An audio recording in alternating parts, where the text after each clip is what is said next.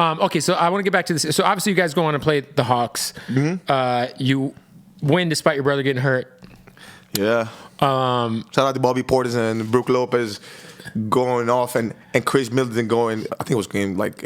No, I remember that game. No Giannis, and they went in and Bobby Portis with those crazy Bobby Portis eyes was going in, bro.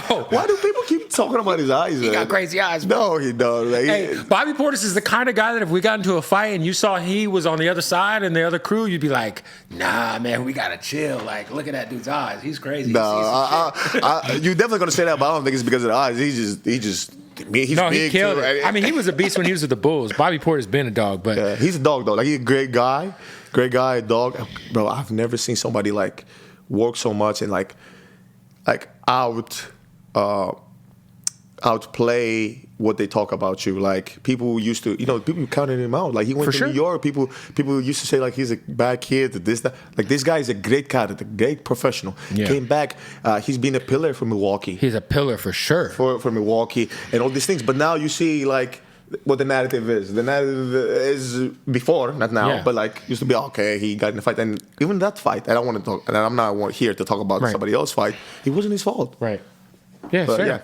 Yeah. Okay, so you guys end up playing the Suns. First of all, when you saw you were going against the Suns, what were your guys' thoughts about just the matchup in general? Did you like it, or were you like, this is going to be? Because I feel like it was one series where you were like, okay, well, you could have made the argument that either team matched up well against the other team. I don't think we liked it. I mean, I'm not saying like we went in and was like, oh, we liked it. But wasn't bothered either way. Like we went down 2-0 and was... Oh, I remember. Yeah. I was excited. So, yeah, we went down 2-0. And I don't remember this. I don't know if you remember this interview, like Chris and Drew like being nonchalant on the podium, like saying, oh, okay, it's 2-0. And people screenshotted that and was like, oh, the Bucks are done and they're cooked. And... like, guys, it doesn't work that way. Like, it's basketball. Right. I got to do my job, and everything has to click. It doesn't. If it was just one guy, it would be like a running sport, like a sprint, like sprinting. And they say a series doesn't start until the home team loses a game. Yeah.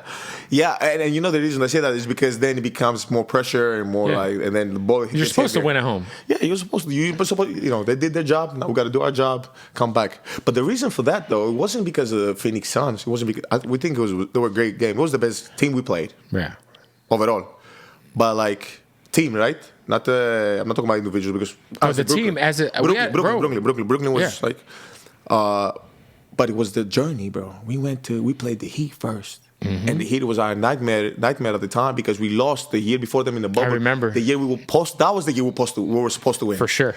And we lost to them, and it was this gut feeling like, dang, like we got to play them again in the first round, and we got to fight our demons. And 2-3 games before the end of the season, we actually picked. We could have lost. Mm. We could have lost and went and played somebody else. I was like, no, we want to play Miami. When we had let's run to the smoke. Yeah. Yeah. If we're gonna do it, let's do it. Let's do it. If we're let's go through the gauntlet. The East gauntlet, I was going to say. And then we played them, and then we played Brooklyn, and Brooklyn like beat us to the ground. Like we played Brooklyn first game, they won, and then we kind of decided to, play everybody. In the first game, we kind of had a scheme of, okay, don't let KD and don't let James and Kyrie play, right? So they ended up winning by 12, 15. But the second game, we're like, no, just play them straight. Right. Man, oh, man. We lost by 50. So we went through adversity, which I think you guys didn't because you guys kept winning every series by 4-1, 4-0. Like, you guys went through cakewalk. Yeah. So I think... the adversity, you guys... I mean, yeah. I mean, you guys... Being down 2-0 is nothing compared to what you guys have been doing. Oh, yeah. And think about this, about our leader, too, and leaders in the team. Like, they've been here in a minute. Like, we know... That's how you see. It's some teams that go to the final. And you know this about sports, right? And they go to the finals multiple times and they lose. Right. You go like, man. Was it that year? Okay, sometimes it's not that year, but sometimes it's just like this psychological factor. Right. And then you go other guys, like Dirk goes to the final, he wins. Mm. We went to the final, we win. Mm-hmm. Like once you get there, there ain't no losing now. Yeah. You figure out a way to win. So that's how you see the Game 6 game from Giannis. Like, and not, people would say like, oh, that's one of the most legendary performances in the finals. It is. But I say this not because of the game, but how the game was flowing. Like everybody was breaking, everybody was playing bad, everybody was so tense. But Giannis, you could tell from the beginning of the game, he comes in, first play of the game, he runs up and down and chases Mikal Bridges and boom, blocks him. Second play, like he was there. Like, we're not going back to Phoenix. We're not going back to Phoenix. And it wasn't just that. Like I remember I called because I was out at the time, so I'm in the hotel, and I go to the security guy. I was security in the team, and I go like, hey, go to the locker room. Get your phone to the locker room. He goes to the locker room.